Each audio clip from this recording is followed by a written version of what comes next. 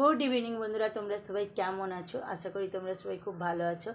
और आज के ना आमी सेजे गुजे रेडी हये पड़ेछि जाबो हच्छे एकटा निमंत्रण बाड़ी। हाँ तुम्हादेर हाथ उঁচু करे एटाई आमी देखाते चेयेछिलाम जे आमारो किछु सोनार गयना आछे जेटा आमी माझे माझे परि। तो आमार तो सेरकम खूब एकटा बेशी एदिक ओदिक जाওয়া হয় ना, ताई जोन्नो गयनागाटी आर परा হয় ना। तो आजके जाबो हच्छे जेठुर बाड़ी निमंत्रण खेते, ताई एकटु गयनागाटी परे निয়েছি, शाखा बोला आंटी दुल।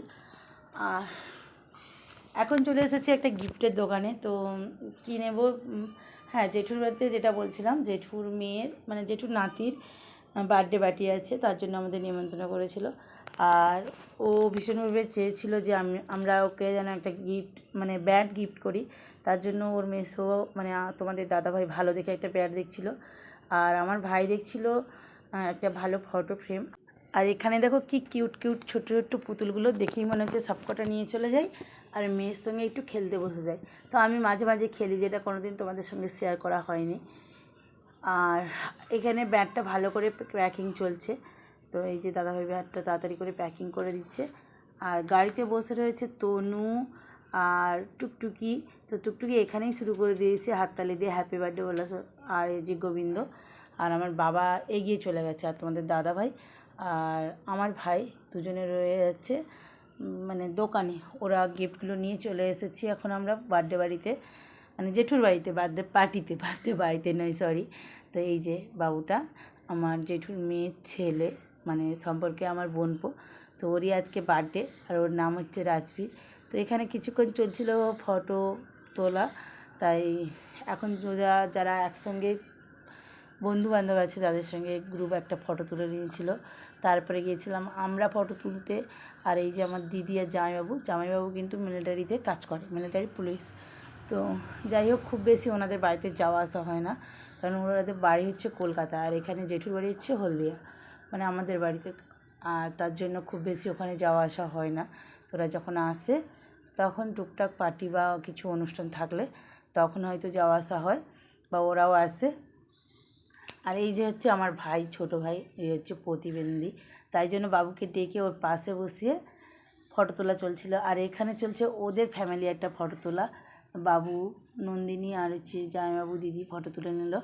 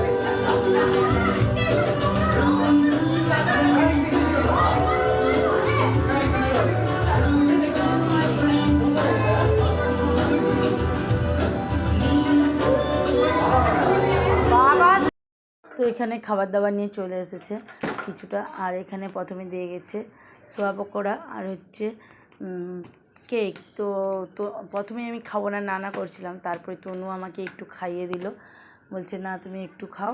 তারপরে তোমাদের দাদাভাই আমার হাতে প্লেট ধরিয়ে দিল, বলছে একটু ধরো। আমি দাদাভাইয়ের থেকে একটা নিয়ে নিলাম। তারপরে আমরা একটু ঘোরাঘুরি করলাম, কারণ জেঠুদের এই নতুন বাড়িতে আমরা এই প্রথমবার এলাম।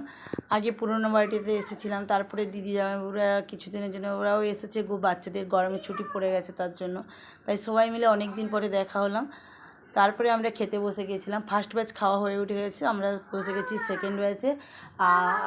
এখন আমরা খাওয়া দাওয়া সেরে বাড়ি ফিরবো, যেহেতু রাত্রি 11টা বেজে গেছে আর বাচ্চারা রয়েছে সাথে। তো প্রথমে দিয়ে দিয়েছে ফ্রাইড রাইস, তারপর দিয়ে দিয়েছে চিলি, আর সাথে ছিল স্যালাডও। তো আমরা খেতে তারপরে দিল পায়েস আর মিষ্টি। তো আজকের মতো গুড নাইট বন্ধুরা, তোমরা সবাই ভালো থেকো, সুস্থ থেকো।